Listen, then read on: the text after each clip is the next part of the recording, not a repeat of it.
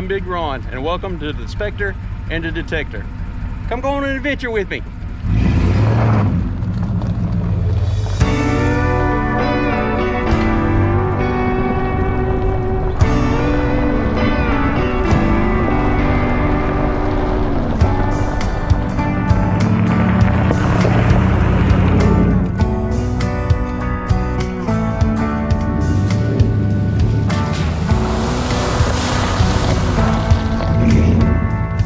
Well, good morning, ladies and gentlemen, and welcome to another episode of the Spectre and the Detector. Today we're going to switch it up a little bit. The weather's supposed to be kind of crummy, so what I'm going to do today is I'm going to go through my gear with you, and I'm going to show you what it takes to to enjoy the hobby. A lot of the stuff that I have, you don't need. I mean, if you're going to be a metal detectorist, or just dibble dabble in the hobby even a little bit, just get you, the first thing I recommend is make sure this is something you want to do, because there'll be a lot of people that would go see, me or one of my compadres or something like that, dig up a ring and go, oh, I want to do that. Well, okay, there's a little more to it than that, because this can be a lot of tedious digging. And my rule of thumb to tell everybody is usually metal detecting is 97% trash and 3% treasure.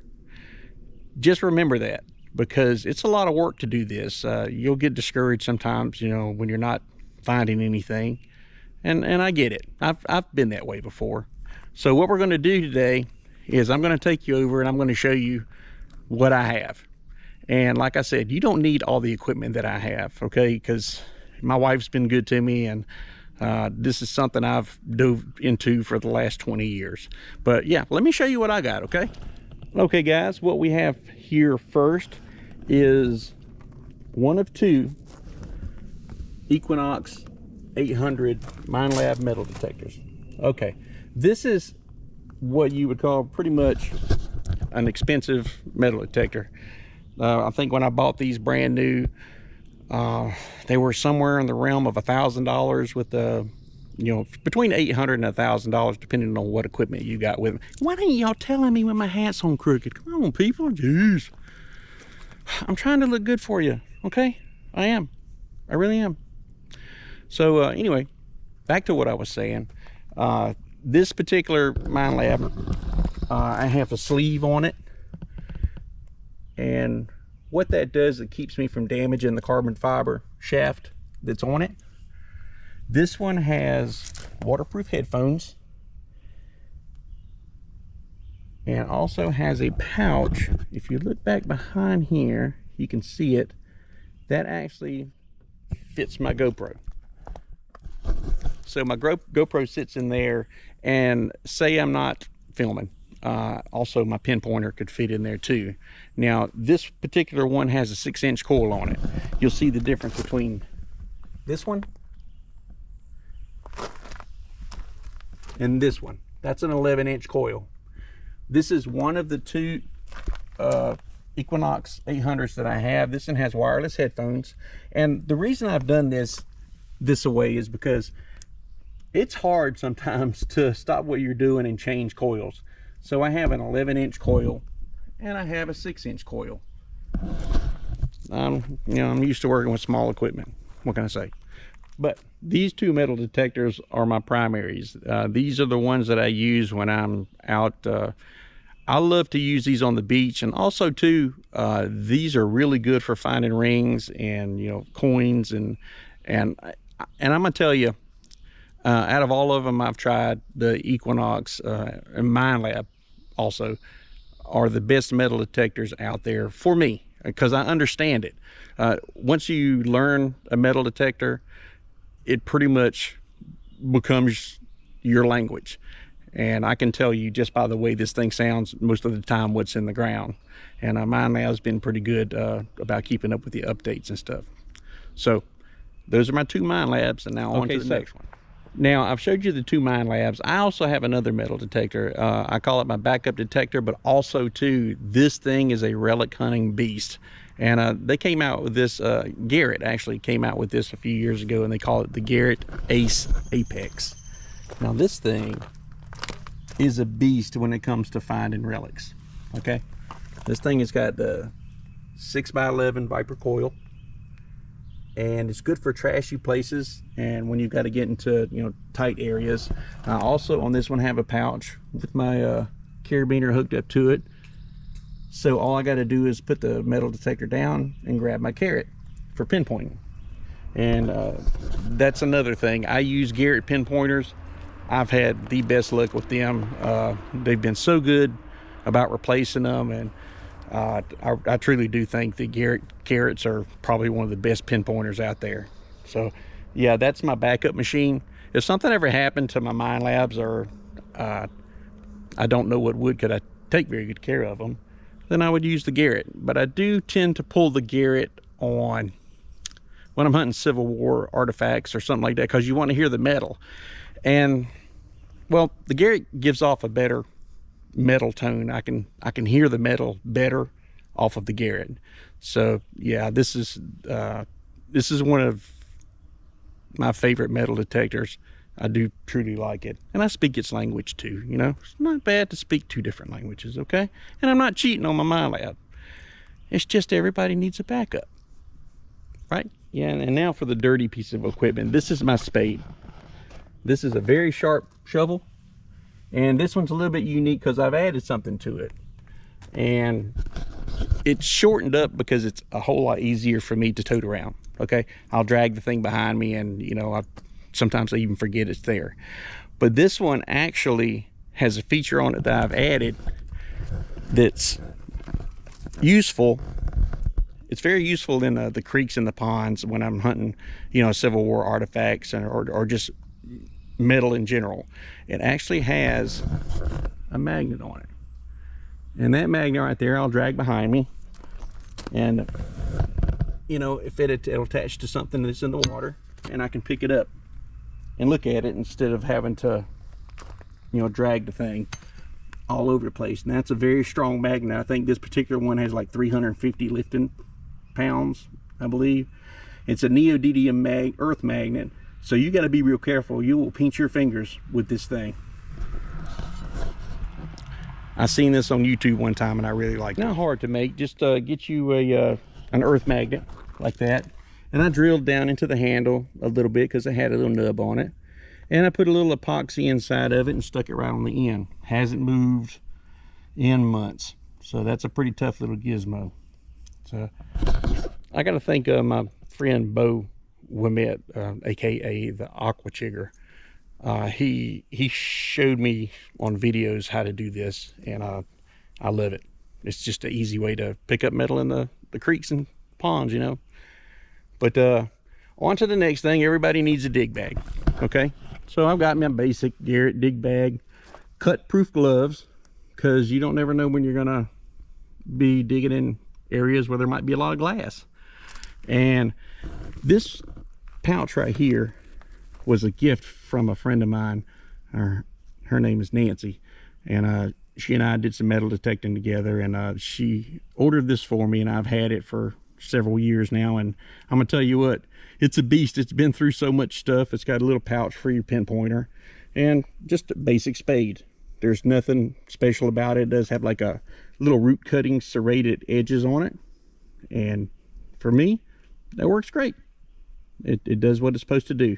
It's very tough, very tough. I have pulled up pieces of metal the size of my hand just wedged in the ground. So yeah, very easy to use. If you can ever get you one of these little pouches like that right there, I highly recommend it. I truly do. So well, that's the equipment that I use. I feel like I may have shown you more than you actually need, because you really don't need that much. If you can get you a decent little metal detector, you know, you can find them for a little over $100, a good little metal detector, and get you a little shovel and, you know, a dig pouch. That's all you need. You don't have to go haywire like I did. I tend to go overboard when I buy stuff for myself, but I'm the kind of guy, if I'm going to buy it, I'm going to buy the best, and I'm only going to buy it once. But these two Mind Labs and this Garrett Apex, these guys have been part of my arsenal for almost 4 years now. I don't think I've had any trouble except for out of one, and I think this one had a little water encroachment on it. But guess what? Mind Lab took it, fixed it, and gave me a warranty. Can't beat it. So yeah, Mind Labs, that's my way to go. All right, guys, on to the next thing. Okay, guys, I've got something kind of cute to show you. A lot of people have asked me, whenever you go somewhere, do you camp or do you stay overnight? Well, yeah, sometimes I do. And I got tired of trying to find a motel room or just finding a place to stay. So you know what I did? I had an old Lowe's trailer sitting around the house, and it wasn't doing a whole lot. And I said, you know what? This would be a good opportunity for me to build a small camper. So that's what I did. And I built this. This is my little tiny home on trailer. It actually will slide off whenever I'm not using it. And I can just set it on the ground, or I could put it pretty much anywhere I want. But it slides right off. Ain't that something? I got all solar panels. So, excuse me, I didn't mean to say solar panels. I have solar lights. All the solar lights, they come on every single night. So no matter where I'm at in the dark, these come on. And believe it or not, this little guy is wired to take electricity. So I'm not roasting in the summertime, because there's an air conditioner inside. Has a drop down TV, and if you'll give me a second, I'll open it up and show it to you. All right, guys, y'all ready to go in and see it? Welcome to my crib, my home away from home.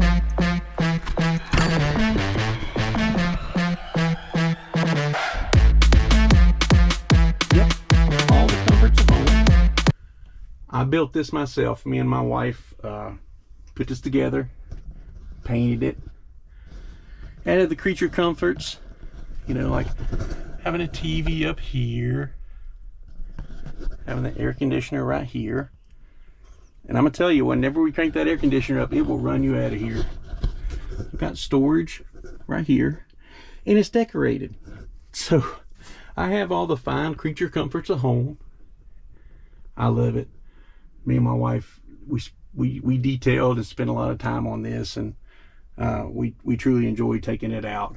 But yeah, this is what the Spectre and the Detector sleeps in when he's away from home. How about that? Now, it's not a mansion, but it gets the job done, and we absolutely love it.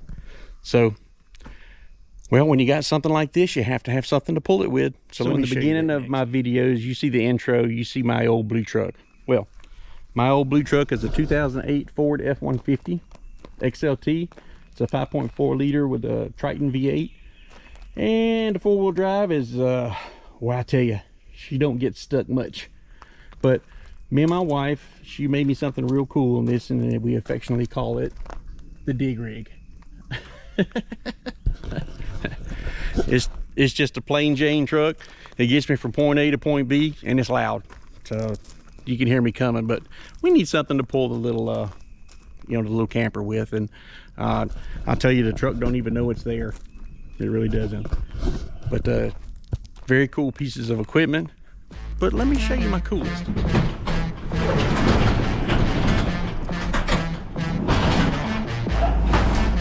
Yes,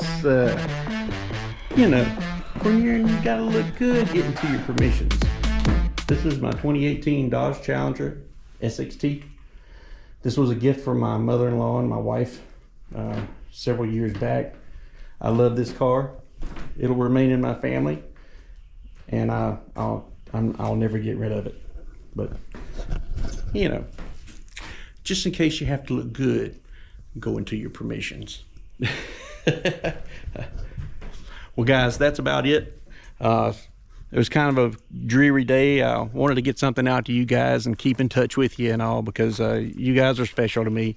You know, I'm working on this channel, and I appreciate everybody reaching out to me and helping me and subscribing and liking. So do the very same at the end of this video, and I sure do appreciate it. Guys, next time, come go on an adventure with me.